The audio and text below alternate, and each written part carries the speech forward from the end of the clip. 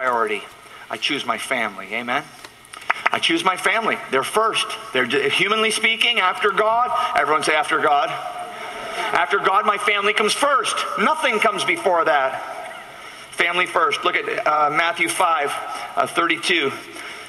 Starting from verse 31, Jesus was teaching and he said, "It was also said, whoever divorces his wife, let him give her a certificate of divorce." Now, Jesus is not condoning divorce there. He's regulating it. He's actually quoting from Deuteronomy chapter 24, verse 1.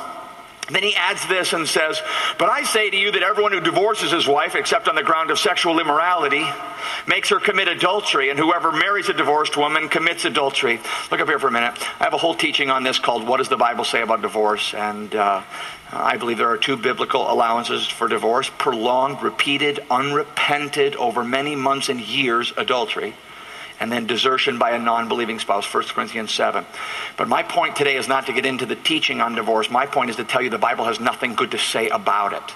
And that at every point we need to fight and resist and protect and defend and give our greatest effort for the success and the strength of our families. And Malachi chapter 2 says that God hates divorce. Now, you're like, "James, what kind of a pastor are you? Don't you know that there's people sitting here right now who have been divorced?" My answer is I do. And you should pray for me, because this is a bit of a balancing act right here. You don't want to cause people who have failed at family to despair.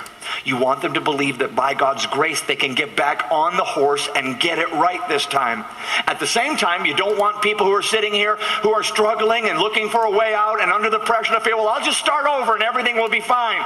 It won't be fine. And anyone who's sitting here today will tell you, I read this quote this week, I thought this was very insightful, from a Canadian woman. Margaret Atwood said this: "A divorce is like an amputation. You survive it, but there's less of you." And I'll tell you, those of you who are here in a hurting marriage or struggling family today, there's not one divorced person in this room who would come to you and say, "Go the way that I went." Every one of them would say to you, if their heart is right with God, they would say, "Fight for your marriage. Do everything you can to save it."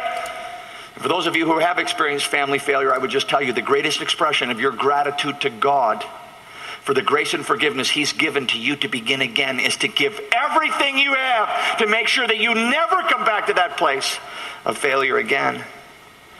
Divorce in the United States last year, 1 million divorces. That's 2 million people who went through divorce. Some people say the divorce rate is 50%. Actually, in 1996, 69% of married men and 76% of married women were still on their first marriage. Last year, this past year, only 58% of married women are on their first marriage. If you're here and you're not married yet and you think that God has that for you in your future, you choose very carefully with some established priorities. And if you're in a marriage and you've made some vows to God, God's plan for you for the rest of your life is to make that marriage everything that can be. And our church is filled with people who are at the end of their marriage and they thought this thing could never turn around, but they followed God's word. And they've obeyed God's principles, and they've seen healing and restoration and a love come back into their home like they never dreamed before. Of course, when it comes to family failure, we tend to think about the marriage because that's what the courts require us to register legally, and we have all the statistics about that. But what about the divorce of children?